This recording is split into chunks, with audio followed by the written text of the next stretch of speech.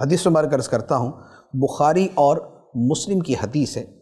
حضرت سعد بن مالک بن سنان الخدری رضی اللہ تعالی عنہ روایت کرتے ہیں، فرمایا کہ نبی پاک صلی اللہ تعالی علیہ وسلم نے ارشاد فرمایا کہ تم سے پچھلی امتوں میں ایک بندہ تھا جس نے 99 لوگوں کو قتل کیا تھا، 99 لوگوں کو قتل کیا تھا۔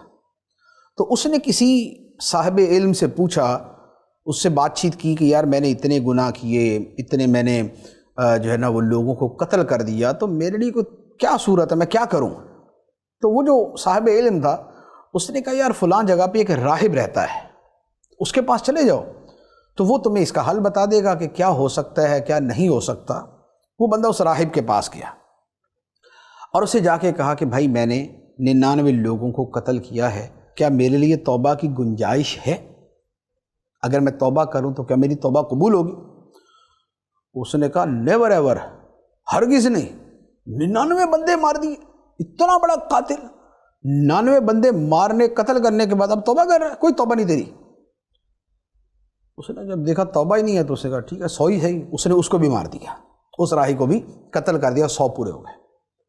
اب 100 پورے ہو گئے، اب پھر اس کے دل میں دوبارہ خیال آیا کہ یار نکلا تو تھا میں اس لیے کہ بھئی کوئی راستہ گنجائش ہو تو میں اس پہ عمل کروں، اور میں نے ایک اور غلطی کر دی، ایک اور بندہ مار دیا۔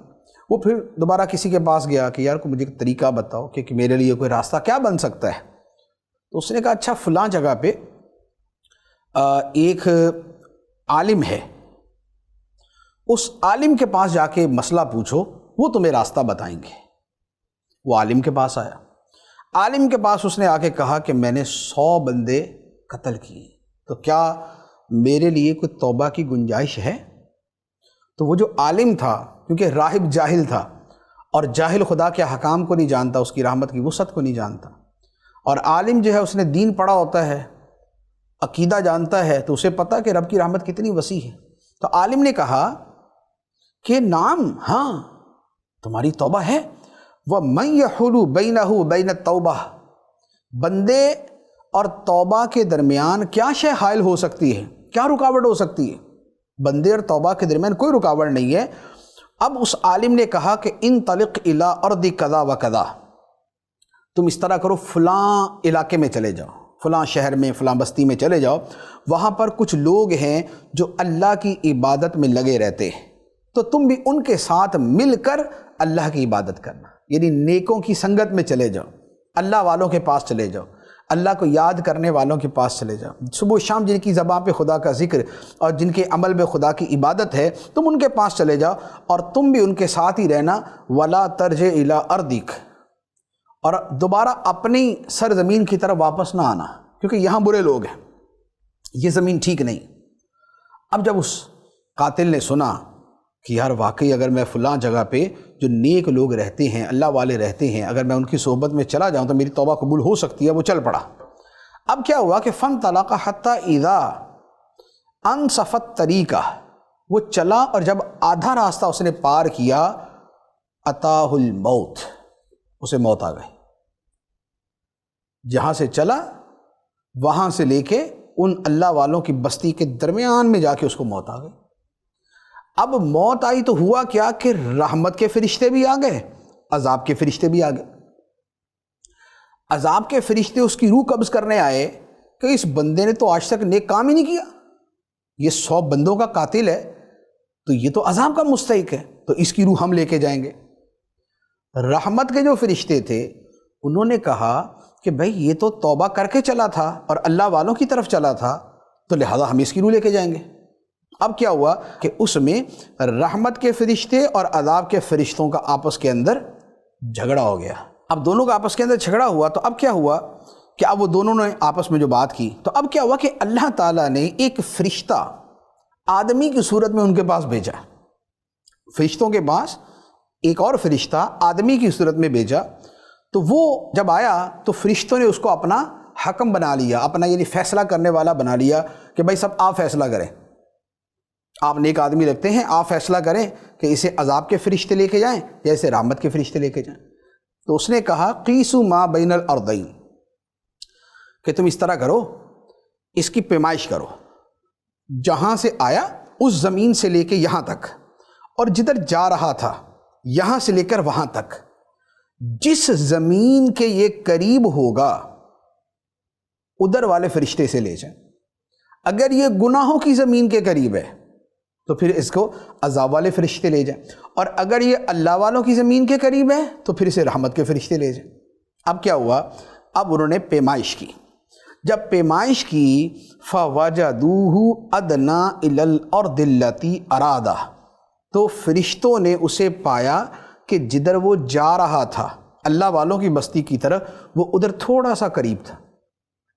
جب تھوڑا سا قریب تھا فَقَبَضَتْهُ مَلَائِكَةُ الرَّحْمَةِ، تو رحمت کے فرشتے اس کی لے گئے۔ سبحان اللہ۔ اب یہاں پر کچھ الفاظ اور ہیں، بڑے خوبصورت الفاظ، میں وہ بھی عرض کر دیتا ہوں کہ اب یہ جو بندہ جہاں فوت ہوا تھا، ایکچولی یہ جو زمین تھی یہ بالکل درمیان میں تھی، ادھر اور ادھر دونوں طرف برابر فاصلہ تھا۔ تو اللہ تعالیٰ نے کیا اس پہ رحمت فرمائی کہ یہ جو گناہ والا علاقہ تھا، جو ادھر کی زمین تھی، اسے فرمایا تباعدی، تو دور ہو جا، تو تھوڑا سا فاصلہ زیادہ کر لے۔ اور وہ جو اللہ والوں کی زمین تھی جدھر وہ جا رہا تھا، اسے فرمایا تقربی، تو تھوڑا سا قریب ہو جا۔ تو یہ گناہ والی جو سائیڈ تھی ادھر کی زمین دور ہو گئی، اور جو نیکوں والی سرزمین تھی ادھر والی قریب ہو گئی۔ اب جب فرشتوں نے جب پیمائش کی تو وہ جو اللہ والوں کی طرف والی زمین تھی وہ صرف ایک بالشت برابر قریب تھی، صرف ایک بالشت۔ یہ ایک بالشت زیادہ، نیکوں والی ایک بالشت کم تھی۔ اسی کے اوپر اللہ تعالیٰ نے اس بندے پہ رحمت فرماتی۔ سبحان اللہ۔ اللہ تعالیٰ بندے کی طرف، بندے پہ جب رحمت فرماتا ہے تو اس پہ کیسی کرم نوازی کرتا ہے۔ اس حدیث مبارک میں کتنے پہلو ہیں۔ ویسے تو خود یہ حدیث ایسی ہے کہ اگر میں اس کی شرح بیان کروں تو یہ خود ایک پوری یوں کہہ لے کہ دنیا ہے، ایک باب ہے جس کے اوپر کلام ہونا چاہیے۔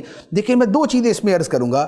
ایک تو یہ ہے کہ اس میں جو اللہ کے ولیوں، اللہ کے نیک بندوں، اللہ کے پیاروں کی عظمت و شان ظاہر ہوتی ہے کہ ان کے قریب ایک بالشت برابر تھا تو خدا نے بخش دیا، اللہ کی رحمت اس پہ آ گئی، رحمت کے فرشتے اس کو لے گئے۔ اس سے پتہ چلتا ہے کہ اللہ کے ولیوں کی، اللہ کے پیاروں کی، نیکوں کی، صالحین کی شان کیسی کہ ان کے اتنا سا قریب ہونے پہ خدا بخش دیتا ہے۔